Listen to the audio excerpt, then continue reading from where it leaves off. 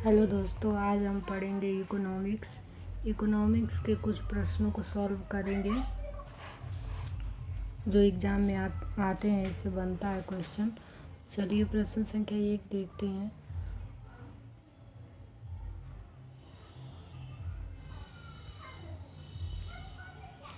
भारतीय अर्थव्यवस्था कैसी है। प्रश्न संख्या 1 है, भारतीय अर्थव्यवस्था हमारी कैसी है। पूंजीवादी अर्थव्यवस्था है, साम्यवादी अर्थव्यवस्था है, या स्वतंत्र अर्थव्यवस्था है, या मिश्रित अर्थव्यवस्था है।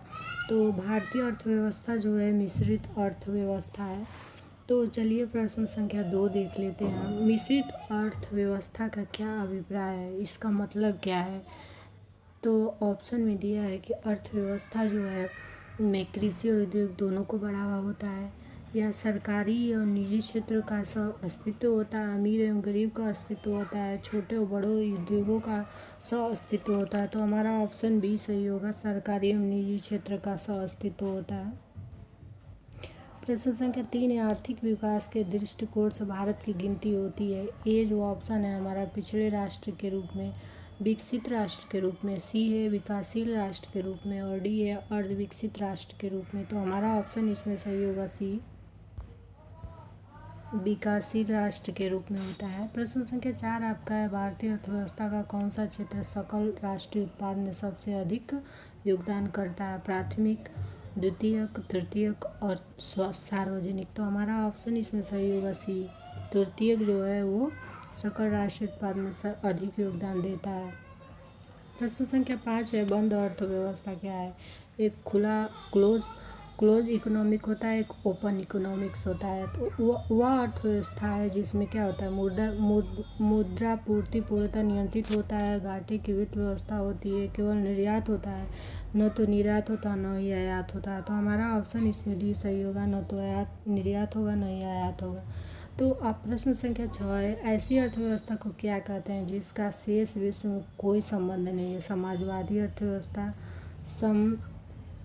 समृद्ध अर्थव्यवस्था, या बंद अर्थव्यवस्था, मुक्त अर्थव्यवस्था, या मिश्रित अर्थव्यवस्था। तो हमारा ऑप्शन इसमें बी सही होगा, समृद्ध या बंद अर्थव्यवस्था।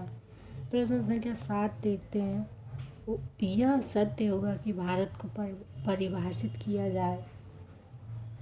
ये है एक खादी की कमी वाली अर्थव्यवस्था के रूप में, एक श्रम आधिक्य वाली अर्थव्यवस्था के रूप में, एक व्यापार आधिक्य वाली अर्थव्यवस्था के रूप में, एक पूंजी आधिक्य अर्थव्यवस्था। हमारा ऑप्शन इसमें सही होगा, 7 का बी सही होगा, एक श्रम और आधिक्य वाली अर्थव्यवस्था के रूप में। प्रश्न संख्या 8 है, किसी देश का आर्थिक विकास निर्भर किस पर करता है। प्राकृतिक संसाधन, या पूंजी बाजार का आकार, या उपयुक्त सभी। तो हमारा ऑप्शन डी सही होगा, उपयुक्त सभी। प्रश्न संख्या 9 है, वैश्वीकरण ग्लोबलाइजेशन का अर्थ है अर्थव्यवस्था का एकीकरण, वित्तीय बाजार अर्थव्यवस्था, या घरेलू अर्थव्यवस्था, या अर्थव्यवस्था के विभिन्न खंडों का एकीकरण। तो हमारा ऑप्शन इसमें सी सही होगा, घरेलू अर्थव्यवस्था के वैश्विक व्यवस्था के साथ एकीकरण। तो प्रश्न संख्या 10 देखते हैं, ग्लोबलाइजेशन की प्रक्रिया से अभिप्राय क्या है। तो आपका ऑप्शन है, वैश्विक व्यापार गुटों की स्थापना करना, अंतर्राष्ट्रीय व्यापार में बाधाओं को समाप्त करना, विश्व में एकल करेंसी लागू करना, या उपयुक्त में से कोई नहीं। तो हमारा ऑप्शन सही होगा बी। चलिए प्रश्न संख्या 11 देखते हैं। ये प्रश्न आए हुए हैं सारे। भारतीय अर्थव्यवस्था के वैश्वीकरण ग्लोबलाइजेशन का अर्थ है बाह्य ऋण का बढ़ना, और बी है भारतीय व्यापारिक इकाइयों को विदेशों में स्थापित करना, सी है दूसरे देशों के साथ आर्थिक संबंधों पर लगे प्रतिबंधों को यथासंभव कम से कम करना, या डी है आयात प्रतिस्थापन के कार्यक्रमों को त्याग देना। तो हमारा ऑप्शन इसमें 11 का सही होगा, सी सही होगा। चलिए मैं आपको एक ट्रिक बताती हूँ। जैसे देखिए, ये था क्वेश्चन, ये था उपयुक्त सभी। तो जैसे कि पहले तो मैं आपको ट्रिक बता रही हूँ, बट आपको पहले प्रश्नों को पढ़ना है, उसके बेसिस पे ही टिक करना है। लेकिन मैं एक ट्रिक बता रही हूँ, ये सही 100% में 90% तो सही होता है। जैसे कि सब दिया रहा है उपयुक्त सभी, और ऑप्शन डी रहे तो हम उसको टिक करते हैं, लेकिन आपको प्रश्नों को पढ़कर ही लगाना है। तो चलिए प्रश्न संख्या हम 11 का तो आपका सी होगा और 12 देखते हैं। भारत की कुल श्रम शक्ति का लगभग कितना भाग कृषि में लगा हुआ है? 43%, 49%, 54%, 65%। तो हमारा ऑप्शन सही होगा सी 54%। अब 13 देख लेते हैं। भारत में अधिकतर बेरोजगारी है क्या है? एक ये है, एक तकनीकी है, चक्रीय है, घर्षणात्मक है, संरचनात्मक है। तो हमारा ऑप्शन इसमें सही होगा 13 का डी सही होगा, संरचनात्मक। प्रश्न संख्या 14 है। भारत में बेरोजगारी के आंकड़े एकत्रित एवं प्रकाशित करता है। एकत्रित और प्रकाशित करता है नीति आयोग, वित्त आयोग, NSSO, UNO। तो हमारा ऑप्शन इसमें सही होगा सी NSSO।